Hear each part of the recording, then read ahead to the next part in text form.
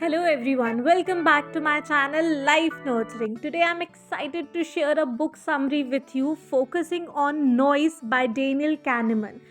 This book delves into the flaws in human judgment, exploring the various aspects where our decisions making can go off track. If you are interested in understanding how to navigate the complexities of decision making, you are in for a treat. Let's dive into the essence of noise and enhance our awareness of these fascinating aspects of human behavior. What's in it for me? A deep dive into the mysterious world of noise? Imagine you try to stop a stopwatch exactly at 10 seconds, a few times. Even if you are careful, it's hard to be precise every time. Sometimes you are a bit too early, sometimes you are too late. Just random mistakes. These unpredictable errors are like noise in life. Similar random mistakes or noise in judgments can lead to more significant consequences. Welcome to the world where small errors can have a big impact, the world of noise. Unrelated and unpredictable factors can have an alarming impact on human judgment. Imagine you and your friend, both excellent students, interview for the same university. Your interviews goes well on a sunny day, but your friend interview happens during a rainstorm. Surprisingly, you get rejected, but your friends get accepted. Weird, right? Here is the point: random and unpredictable things like the weather or the mood of the admission officer can influence decisions. For example, on cloudy days, grades matter more, while on sunny days, other qualities get attention. But it get even stranger. Maybe the officer was influenced by factor like hunger, feeling hot, or the hometown football team losing. These irrelevant things can affect decision in various professions, leading to what experts call occasion noise. The same person making different judgments in similar situation. This is just one type of noise. Noise and bias are different.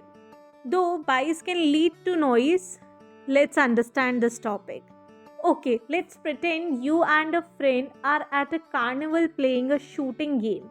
You're both not very good at hitting the target. Imagine your shots are all over the place, like where you throw in the air and it falls everywhere randomly. That's like noise, just random mistake. Now think about your friend. His shots are close together, but they are not hitting exactly where it should be. It's like he always aims a bit too low and to the left.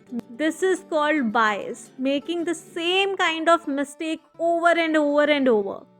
So, noise is when things are all mixed up and random, like his arrow falling everywhere.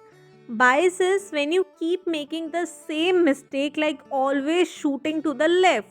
When we make predictions, we are easily led astray by what feels right. Now, let's talk about predicting things, which is like guessing what might happen next. That can also get messy because of noise, like when that arrow falls randomly, making it hard to predict where it will land. Imagine a judge deciding if someone should stay in jail or go home before a trial. It's a tough job because if the judge makes a mistake, bad thing could happen. People have tried to use computer programs to help judges decide, and these programs often do better than humans. Why? Because when people, even really smart ones like judges, try to guess what will happen in the future, they often rely on what feels right to them. But our feeling can trick us, and we might not know everything we need to know. Computer programs like the ones helping judges don't have feeling. They just follow rules and that helps them make better guesses. So even though judges have lots of experiences, sometimes computers can do a better job because they don't get fooled by feelings. We ignore noise because it doesn't make for a good story. Let's understand this. Imagine you love hearing stories like about a superhero facing challenges, but there is something called noise that doesn't fit into these cool stories. Noise is like when things happen randomly without a clear reason. For example, think about a teacher giving grades. Sometime, even if you did your best, you might get a lower grade. That's noise. It doesn't follow a story. But if your teacher always gives lower grade to student wearing glasses, that's bias. It fits into a story like a mean teacher in a movie. Now, why don't we hear much about noise? Because it doesn't make a good story. We like stories with clear reason and characters, not random stuff. Understanding this helps in real life. For instance, imagine you're picking player for a game. If you notice some player get chosen less often, it might seem like bias. But if you look at the whole picture, you might see it's just random like noise. This helps us make fairer decision by not getting fooled by random happening that don't really follow a story. We can cancel out noise by averaging multiple independent judgments on a single question. Certainly, imagine you are at a fair where people are guessing the weight of an ox. Each person might make a mistake in their guess. But if you take the average, add up all guesses, and divide by the number of people, it often comes very close to the actual weight. This is like a magic, right? Because individual mistakes cancel each other out when you average them. Now, why does this happen? Well, it's like asking a bunch of friends how many candies are in a jar. Each friend might be wrong, but when you average all their guesses, you get close to the right answer because their mistakes balance out. So, this wisdom of the crowd is like teamwork for thinking. When done right, it can be surprisingly smart. To fight noises, you have got to first make it visible through a noise audit. Alright, imagine you have a group of people making decisions like judges giving different prison sentences for similar crimes. Sometimes their decisions are all over the place and it's not fair. So, this smart judge, Marvin Frankel, noticed this and decided to do something about it. He asked many judges to decide on made up cases, and guess what? Their decisions were all over the map. Some said a short time, others said a really long time for the same thing. Now, what Judge Frankel did next is super cool. He said, let's figure out how much this randomness is okay. Like, how different can their decision be before it's a problem? He gathered the judges again, gave them more cases, and looked at how far their decisions were from what's considered okay.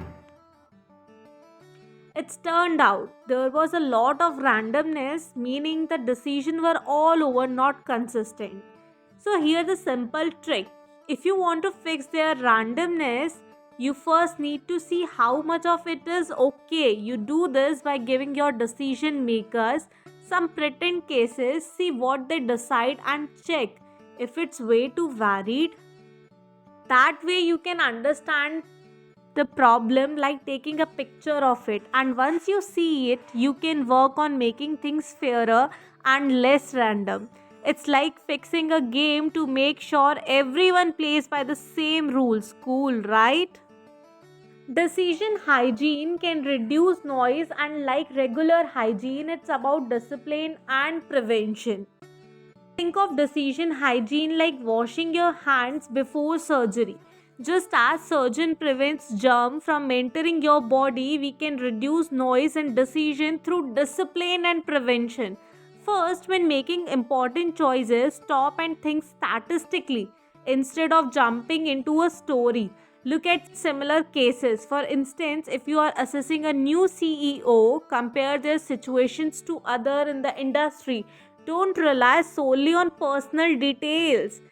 Resist relying too much on gut feeling. Even if it feels right, it might not be. Save emotions for judgment grounded in well thought out understanding of what's likely. Complex judgment can be misleading. Break down tough decision into smaller, independent questions. For the CEO example, separate questions like education, performance history, and industry trend for a clearer view. Lastly, learn from cautionary tales. Understanding mistake in decision making can improve your decision hygiene. So it's like cleaning up your decision making process to avoid unnecessary errors. For noise reduction to stick, it's essential that judges buy in. Okay, imagine judges are like referees in a game. In the past, they used to decide punishment in different ways, which was not fair. Then in 1984, they tried using clear rules to make things fairer. But in 2005, these rules got changed again and things become unfair once more. So, the big idea is this: for fairness to really work, judges need to agree on what's most important.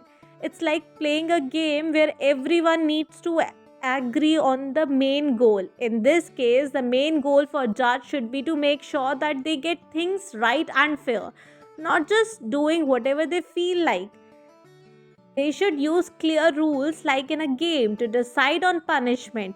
If they all follow the same rules, it helps reduce the unfair differences. It's like making sure everyone plays by the same rule in a game. Now in real life, we face situations where decisions affect people's lives, like in school, at work, or even in families. If we want things to be fair, it's important to agree on the main goal and have clear rules that everyone follow.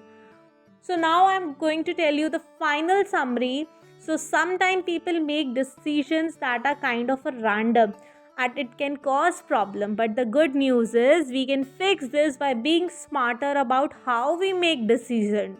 Something you can try. If you ask the same question to different people, their answer might be all over the place. But if you ask yourself the same question a few times and then average of your answer, it can give you a really good and accurate result. It's like getting help from your own wisdom. By using this trick, you can reduce the randomness in your own judgment and make better decisions. Thank you so much. I hope you love this video. Like, share and subscribe my channel. And follow my Instagram account, Life Nurturing.